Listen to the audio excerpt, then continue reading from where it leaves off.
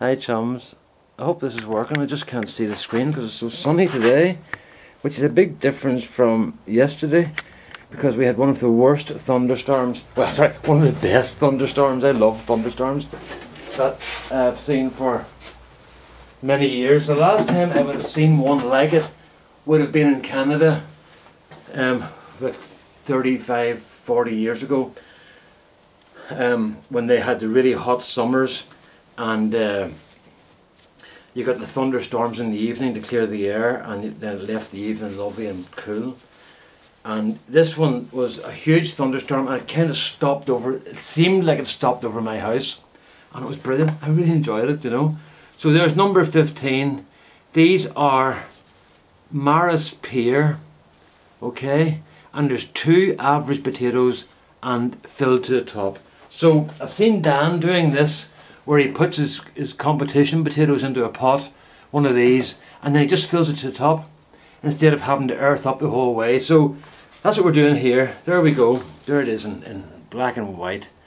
2 average potatoes. I think it's on the screen there. Bottom 2 average Maris pear filled to the top. So these were not topped up. Alright. So where are we? There's a guy up in the house at the moment and he's doing a damp proof course.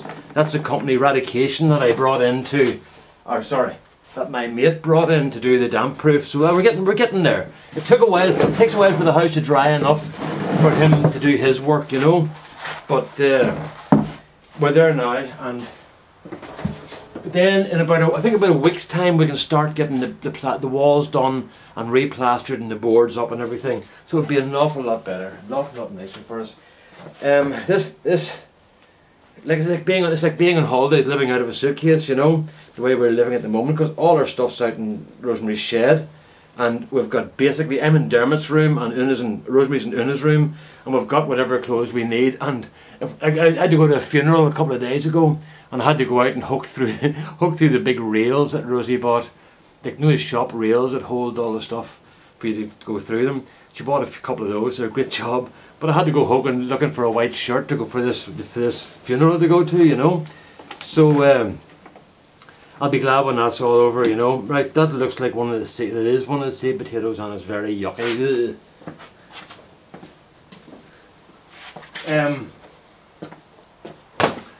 So that's one, and the other one should be over here somewhere. Then I hope, wherever it is. Oh, here we are. There's the other one there. That's very yucky. I'll just try and get that out. Right, so there's the 2 seed potatoes out. Those aren't nice. Right, so wood turning. These are Maris pear. They're another early potato. Right, I'm putting my piggin. Oh, my magical piggin that increases yields threefold. Whatever you put in comes out threefold, according to one of my viewers. So that's a lovely size there. Those are just lovely size. So we've started the wood turning videos, as some of you know. That took a lot of courage, believe it or not. But when I was watching Christopher Fisher wood turning, and he's completely blind, I thought, really, Brendan, you know, even you can only procrastinate and make excuses for a certain amount of time, and you need to be ashamed of yourself if you're gonna not try now after watching Christopher, because he would be an inspiration to, well, he was an inspiration to me. I'm now putting up videos for wood turning, so I enjoy doing them. I enjoy doing them very much, and I think I said to Carl that he was saying it was good to see me back at the lathe, and I said, yeah, it's been about 9 or 10 months since I was on the lathe, but I don't have any regrets about that, because I just wasn't in the mood for doing it. Your head needs to be in the right place, and the last place you need to be, if you're not thinking right, is beside a machine. So you just don't go near a machine when your head's not right, because that's just asking for trouble.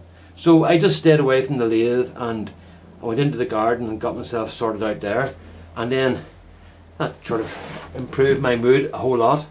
And then I got a bit of encouragement from Mike and Alan, and they were prodding me in the background, and it worked great, because it finally then I got going, and I'm really glad I did. So I have no sort of regrets about it. I don't feel I've rushed into it. I think I've done this at the right time for me, because if I didn't, I just wouldn't enjoy what I was doing, you know, and I had to enjoy it, and I have no regrets about the time I didn't spend on the lathe. That's just something that had to be. So that's that. So that's happy. So that's good. Now, where are we going with this? Yeah, I'm going to create a new channel called BMac Wood Turning. Because I have bought a website name, BMac Wood Turning. I wanted to get that before anything else. And I went to GoDaddy and I bought the domain for $29.99. But it was on a special offer at $2.99. But then they said, if you pay $29.90, you can have it for 10 years. So I thought, right, I'll buy that and I'll have that sorted out for the next 10 years, and then we'll take it from there. Now, I realise that buying the name is only just the start, but I had to start somewhere, so I've got that in place, so at least nobody else can get BMac Wood Turning. The other thing it meant to do was, it gave you a lot of options, like bmacwoodturning.com, .net, .org, .this, .that. And I went for bmacwoodturning.co.uk, because that's kind of friendly looking, because that's what we're all used to seeing here, the .co.uk. So I thought, right, I'll go for the .co.uk, and that's what I got. So you'll be seeing there'll be more movement in that, and I'll let you know when it's up and stuff. This is not me trying to publicise a site for flogging stuff. I've sold very little stuff. Pens, I've sold a couple of pens, you know, but I certainly haven't got anything back like the money I've spent on wood turning. I don't think very many of us do, you know, but I'm not in this for business, because I don't want to end up being stressed out by my hobby. But I might end up putting bits and pieces up for sale on the website eventually, but it will not be a job as such. It's just basically, if I do it, it'll be just to fund my hobby, you know. That's basically it, you know. So I don't want to put myself in a position where the wood turning becomes something I have to get up at 7 o'clock in the morning to do every day, because I have orders and stuff. There is one issue that is causing me a lot of kind of grief and anxiety. A friend asked me to make 2 wedding goblets for his daughters who are getting married this year, and I haven't done it. I've let him down, you know, and I'm scared to phone him. But what I'm thinking of doing is, what I will do, I will phone him and apologise and eat humble pie and all, but he won't expect, he knows the situation I was in. But I still feel bad that I let him down, because he's a good friend. But what I'm going to do, I just spotted something there. Did I see a worm there? No, I didn't. What I'm going to do is, I'm going to offer to do them for their first wedding anniversaries, because the first wedding anniversary is paper. Paper comes from wood, so maybe a wooden goblet would work out okay, you know. So that's my thinking anyway. But I would love it if he said, well, actually they're not getting married until September. That would be fantastic. You know, I'd have time to get them done. I could get them done in time. So that's that. But as I say, that would be my regret about not turning, that I didn't get that job done for Sean. But as I say, there's no point in going backwards about the whole thing. I might as well, I'm going to phone up and see what we can do to sort of resolve the situation. This is another wee thing, folks. Like, you see people getting all excited about stuff when something goes wrong. But I had a major problem with a medical issue. I take an injected drug called Humira. It's an anti-TNF drug, and it basically means I can walk, okay? And it's delivered to me every 2 months. But the delivery date was wrong, and I didn't get it for another 10 days. So I was in a lot of trouble. A couple of months ago, I was in quite a bit of trouble, because I was feeling the effect of it wearing off, and I thought, I'm going to end up here where I can't move. But luckily we got it sorted out. But I phoned the company up, and I got speaking to one of the senior men, and I said to him, look, I'm not on to roar and shout at you. What are we going to do to make sure this doesn't happen again? And you should have seen his response. He was brilliant. He gave me his personal phone number. He gave me another helpline in case he wasn't there, and to one of his colleagues. And maybe they've done this to everybody, but I felt he did go an extra mile simply because I didn't roar and shout at him. All I said was, look, you've made a mistake. How are we going to stop this happening again? And it just changed the situation, defused it, and everything worked out great. And I've got my drugs ever since. They've arrived on time and well ahead of time. And I'm happy, they're happy. Now I have to say that there's a lot of people over in England are not very happy that they're not getting sorted out yet. But I got my issue sorted out, and I hope that those people get theirs sorted out too. And I'm sure they will, because there was a big complication where the company doing the job had to take over from another company with no notice, and they couldn't get enough staff on and working on the issue to get the thing sorted out, you know. And they were working at full capacity, and if somebody was off sick for a day, that just destroyed an entire run, you know, with the vans. So there's all sorts of things happen, but at the end of the day, it's all right shouting and roaring, but what do you want out of a situation? You want it resolved. What are we going to do to resolve this? That's worth using in future, because it certainly diffused a horrible situation that I was in, and it made the whole thing much more pleasant. People might say, oh, you're some sort of a mug giving these guys a chance. Well, what point is there in me screaming and shouting and making them get angry at me? I'm definitely going to get I'm not going to get any help then, or if I do, I will get the minimum available. So sometimes you just have to say, look, you've made a mistake, what are we going to do to sort it out? And leave it at that. Okay, that looks pretty good, folks. I'm not going to put a weight in that. Well, I'll put 5, I'm going to go 4.5 pounds, okay? So we got our little bag out. I've got the scale set up now.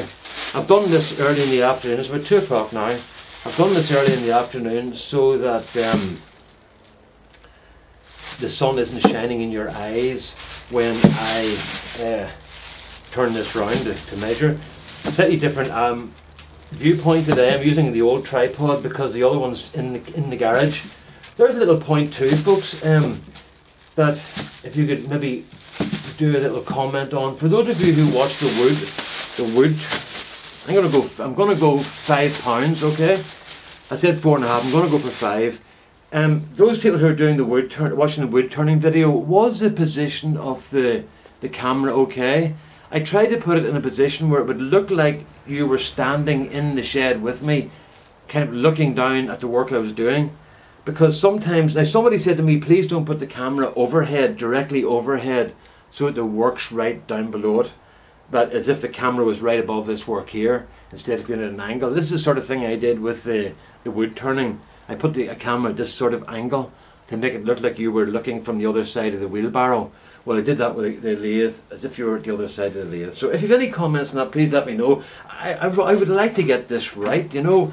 I want to make videos that you enjoy watching and that you feel comfortable watching. And sometimes it can be very it can be a bit disconcerting if a thing isn't set up properly, you know. But you're going to excuse me here now a wee second just till I get all this here done. I'm going to have to go up there and then we'll do a little zoom. I just put that down. Oh, that's that way there. I'm just going a bit closer. Oh, that's wrong, sorry. I think you can see that okay, can't you? Right, that's grand. I'll just put it on here. Hello. Where are we at now? Right, so we'll stick the spuds on now. Everything seems grand there. What did they say, 5 pounds? Well, we'll see. What is it on? It's on pounds now. Look at that there. 5 pounds dead on. So, it's about 2.1 kilos or so. What do we say? What's that in kilos? 2.28 kilos. Or 5 pounds exactly. I'm not going to do that very often. So, there you go. That's it. 5 pounds. I'm happy with that. Very happy with that.